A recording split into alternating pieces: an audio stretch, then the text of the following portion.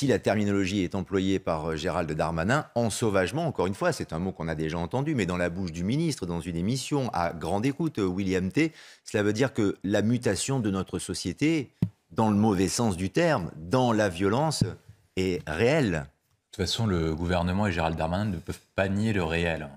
Le ministre de l'Intérieur, pour pouvoir répondre aux problèmes des Français, il doit décrire le réel et il doit décrire une réalité de fait. Pendant trop longtemps, on s'est mis des ornières devant les yeux parce qu'on a essayé de cacher des problèmes plutôt que de les affronter de face. Et aujourd'hui, cette cocotte minute nous a explosé à la gueule. Et en fait, on a une difficulté qui est incroyable parce qu'en fait, on doit rattraper 30 à 40 ans de laisser aller des pouvoirs publics sur plusieurs enjeux.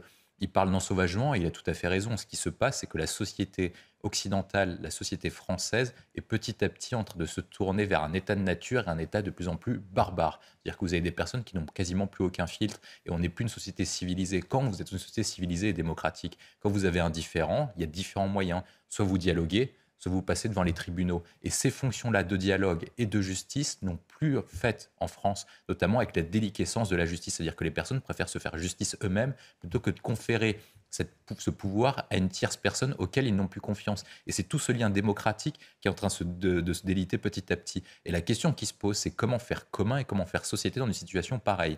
Je pense que la grande majorité de la population, 90-95%, se comporte de façon tout à fait correcte et qu'on a toujours 5% à 1% d'emmerdeurs qu'il faut traquer et éradiquer, mettre hors d'état de nuire de la société parce que sinon, on n'y arrivera pas. Il ne faut pas adapter la société aux 5 à 1%. Il faut que ces 1 à 5% s'adaptent à nos règles et s'adaptent à notre société. Et le rôle du ministre de l'Intérieur, c'est de pouvoir faire en sorte que ces personnes-là soit sont réintégrables et on les met dans le droit chemin par différentes manières, mais quitte à ce soit plus radical et plus fort, si eux veulent être plus radicaux, l'État doit être plus radicaux avec eux. Et ensuite, si par cas ils ne peuvent pas se réinsérer dans la société, il faut les mettre hors d'état de nuire, c'est-à-dire en prison et privés de liberté.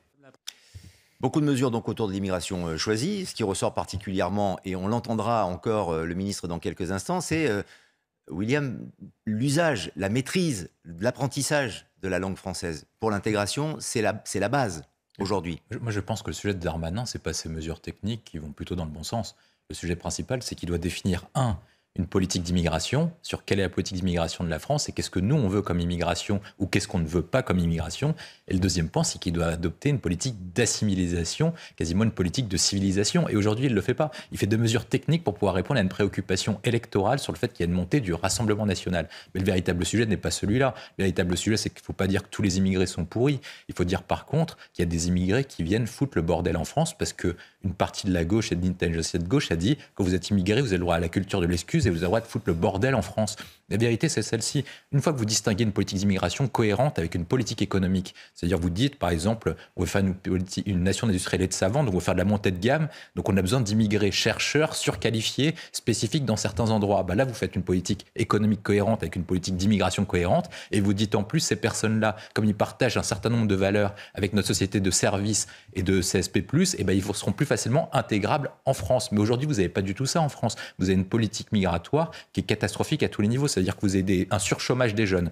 On accueille des populations jeunes. Le deuxième point, c'est que vous avez un surchômage des métiers dits manuels, notamment dans certains endroits, les métiers dits industriels, etc. Et vous accueillez des populations qui n'ont pas de qualification, qui n'ont pas le bac, qui ne savent pas parler français et qui n'ont aucune qualification en termes professionnels. Et vous accueillez dans des endroits où ils sont déjà sous tension et ils vont vraisemblablement soit devenir chômeurs, soit entrer dans une politique communautaire. Et j'arrive à votre question sur la question du français. Il y a une différence sur la politique d'assimilation et d'intégration. Quand vous prenez une communauté et que vous avez déjà des communautés organisées, comme chez vous à Sarcelles, comme dans certains quartiers de la banlieue parisienne, les personnes vont dans les endroits où il y a des logements sociaux parce que c'est les endroits où ils peuvent se loger le plus facilement possible. Donc ils viennent dans ces endroits communautaires et ils n'ont quasiment aucune possibilité de s'intégrer à la communauté française et ils n'emploient même pas le français. Moi, je vais prendre un exemple qui me concerne personnellement.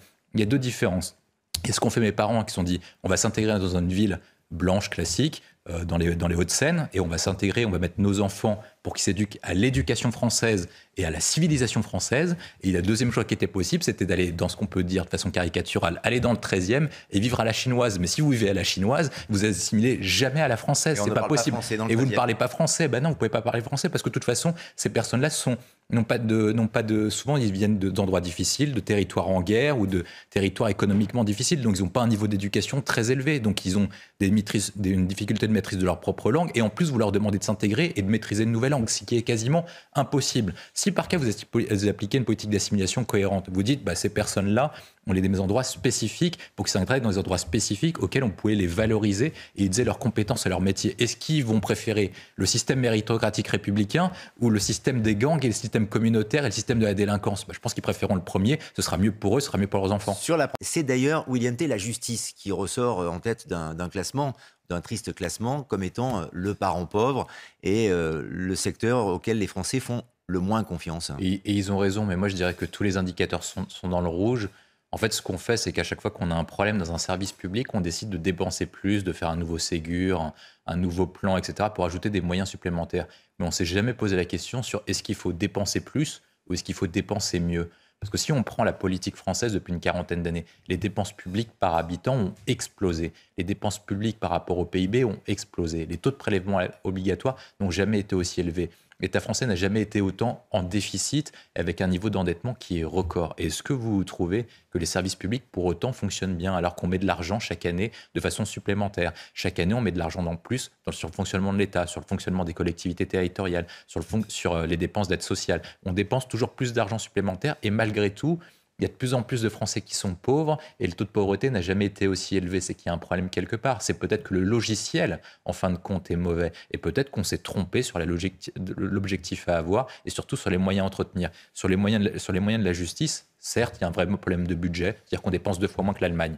Sur l'hôpital, par contre, on l'a vu lors de la crise sanitaire, c'est que la France dépense le même niveau de dépenses par habitant que l'Allemagne et pourtant on a moins de lits. On a moins de places en réanimation, les personnels soignants est moins bien rémunéré de 34 à 50%, et pareil pour les médecins, les infirmières, etc. Et pourtant, on dépense exactement le même montant, c'est-à-dire où est passé l'argent. Et les Français se posent de plus en plus de questions sur est-ce que l'argent public est utilisé à des bonnes fins. Je pense que le système français a besoin d'un choc en profondeur, à la fois d'une révolution culturelle et d'une nouvelle méthode de fonctionnement pour concilier performance économique et bien-être de la population et que cet équilibre n'est pas atteint actuellement. Moi, je ferai un grand Big Bang à tous les niveaux, une grande réforme de l'État, même une grande réforme de la fiscalité, parce qu'il n'est pas normal que la fiscalité soit aussi injuste et porte autant sur la classe moyenne qui est devenue le nouveau tiers-État. La classe moyenne paye pour tout le système, ne bénéficie pas du service public et pour autant, ils sont trop riches pour bénéficier des aides sociales et pas assez riches pour faire de l'optimisation fiscale. On arrive à un système qui est en fin de course, il a besoin d'un grand choc, une grande personnalité. En 58, on a quelqu'un comme De Gaulle, on espère que Macron fera quelques pas pour arriver à cette situation. William T., parce que j'aimerais qu'on parle de la COP27 avant la pause, donc je vous cède la parole pour clore cette page. Ça va faire une bonne transition. Moi, je pense que le problème français, c'est qu'on s'est trompé de stratégie en matière de politique économique. C'est-à-dire qu'on a voulu garder un système fermé de protection alors qu'on est passé à l'ère de la mondialisation. Tous les autres pays européens, États-Unis, Chine, sont passés sur une recherche de performance économique, pendant que nous, on a essayé de faire une gestion qui était sociale, c'est-à-dire du bien-être des peuples, alors qu'en différent de ce qui se passe en Chine, en Allemagne, au Royaume-Uni et aux États-Unis, c'est qu'ils disent que leurs populations doivent travailler pour enrichir l'État. Et une fois que vous avez plus de moyens et que le PIB, globalement par tête, augmente, vous avez plus de moyens de payer des services publics. Je vais prendre un chiffre qui est très simple. En 1980, la France, le PIB par habitant, c'est-à-dire que ce que chacun de vous gagnait et produisait pour le pays, était équivalent à l'Allemagne, États-Unis et France. Aujourd'hui, les Américains produisent 2 fois plus que nous. Donc, c'est-à-dire qu'ils ont 2 fois plus de moyens que nous. Et à partir du moment où ils produisent 2 fois plus que nous, ils ont plus de services publics, ils peuvent faire plus d'investissements et ils peuvent rendre plus de services à leur population. Et c'est ça le sujet essentiel, c'est quelle doctrine on veut. Et tant qu'on restera sur cette doctrine uniquement de bien-être, d'être sympa, en gros, avec les gens, ça ne marchera pas. Parce qu'en fait, vous êtes sympa. De démagogie. Vous avez, en gros, en une phrase, je vais juste dire ça. Nous, on a une gestion de social et de loser, alors qu'on affronte des winners. Et vous ne pouvez pas gagner, ce n'est pas possible. Est-ce que ça peut mieux sensibiliser les Français à la cause écologique, William T? Un message du président qui communique avec les jeunes, notamment avec les modes des jeunes. Les jeunes, oui. Les jeunes sont très sensibles à la question climatique. Mais je pense qu'on est dans une situation compliquée. Moi, je suis très pessimiste sur la transition environnementale dans les 30 prochaines années jusqu'à 2049-2050 et je vais expliquer pourquoi. Je pense qu'en fait, vous avez plusieurs clivages entre les plus vieilles générations qui ne sont pas prêtes à accepter le prix de l'effort de la transition énergétique et de leur mode de vie ancien par rapport aux jeunes qui sont prêts à le faire et qui sont même très motivés à ce que la France et ce que les autres pays aillent beaucoup plus loin. On a l'exemple des influenceurs, des jeunes dans les grandes écoles, des Greta Thunberg, ça, qui veulent aller beaucoup plus loin alors que les plus jeunes générations veulent freiner. Vous avez un clivage entre les métropoles qui veulent accélérer sur la transition énergétique et les territoires de France périphérique, de territoires ruraux qui disent surtout pas, parce que la dernière fois que vous nous avez mis de la transition énergétique, il y avait des ministres qui nous disaient c'est simple, pour faire les 100 km, vous avez qu'à débarquer à vélo. Ils se sont dit c'est pas possible, on va pas faire cette transition énergétique, parce qu'encore une fois, c'est les métropoles qui vont bénéficier au détriment des territoires ruraux et des territoires périphériques. Et surtout, il y a un enjeu principal, c'est que la France est responsable de 1% des émissions de gaz à effet de serre.